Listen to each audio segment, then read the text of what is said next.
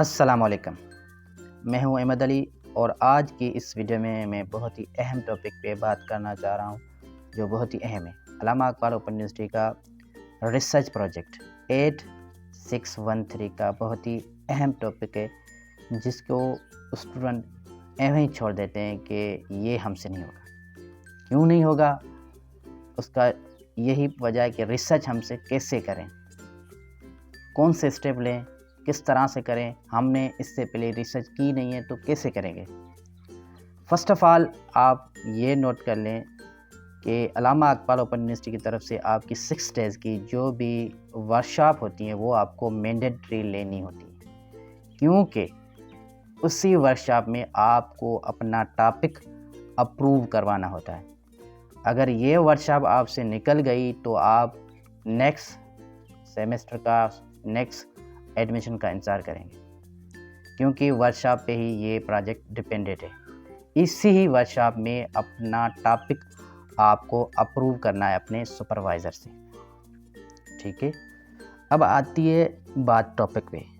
Topic हम कहाँ से लें? फर्स्ट ऑफ ऑल देखें, यूनिवर्सिटी अल्लामा इकबाल ओपन यूनिवर्सिटी एक थीम और सब थीम का नोटिफिकेशन निकालती है। जो एटम स्प्रिंग का जो भी होता है सीज़न होता है एडमिशन का, वो एक ही होता है, थीम और सब थीम। टॉपिक जो आपको बनाने होते हैं वो उस सब थीम से रिलेटेड बनाना है। ठीक है, उसको भी इंगेज करना है। जो भी टॉपिक बनाएंगे, मैं कुछ स्क्रीन पे टॉपिक दिखा रहा हूँ, वो देख लें। इसी तरह से होगा। ये लास्ट सेमेस्टर का लास्ट सीज़न का जो नोटिफिकेशन है आप देख रहे हैं स्क्रीन पे, यही है। ठीक, अब हर एडमिशन का सीज़न का वो चेंज होता है, थीम सब थीम। तो इसी से रिलेटेड आपको सब थीम देखकर बनाना होता है टॉपिक।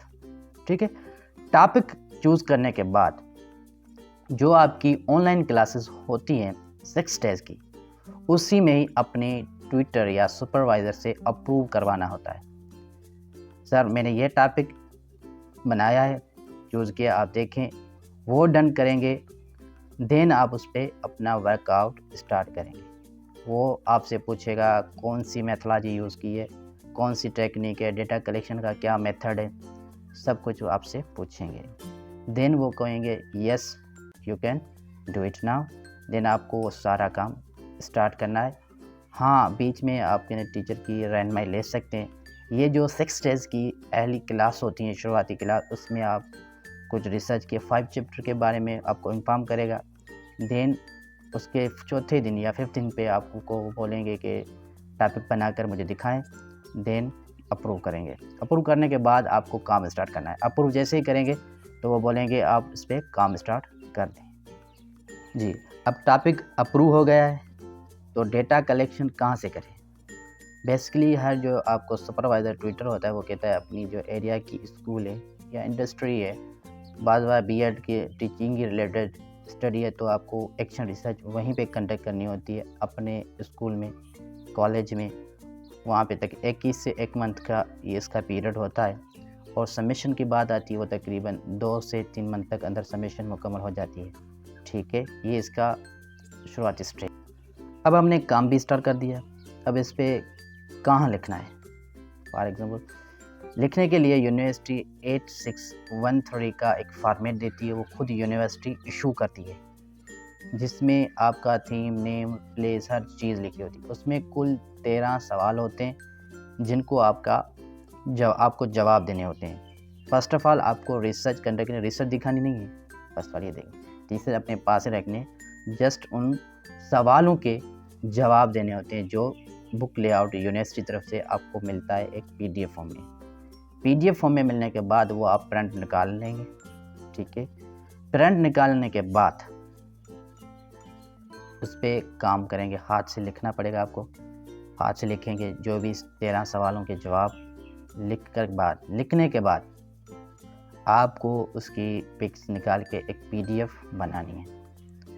PDF बनाने के बाद सारी तस्वीर निकाल के अपने LMS पोर्टल पे प्रोजेक्ट नाम की फ़ाइल शो होगी, उसमें आपको सबमिट करवाना होता है। ठीक है, तो तो सबमिट कराने से पहले ये आप जो नेट पे उतारने से पहले अपनी ट्विटर को भी दिखाएंगे, सर मैंने ये काम किया, ये मेरे वेरिएबल्स हैं, जो भी कुछ आप उस पर एक वर्ड फॉर्म में उन्हें दिखाएंगे, वो सेटिस्फाई होंगे।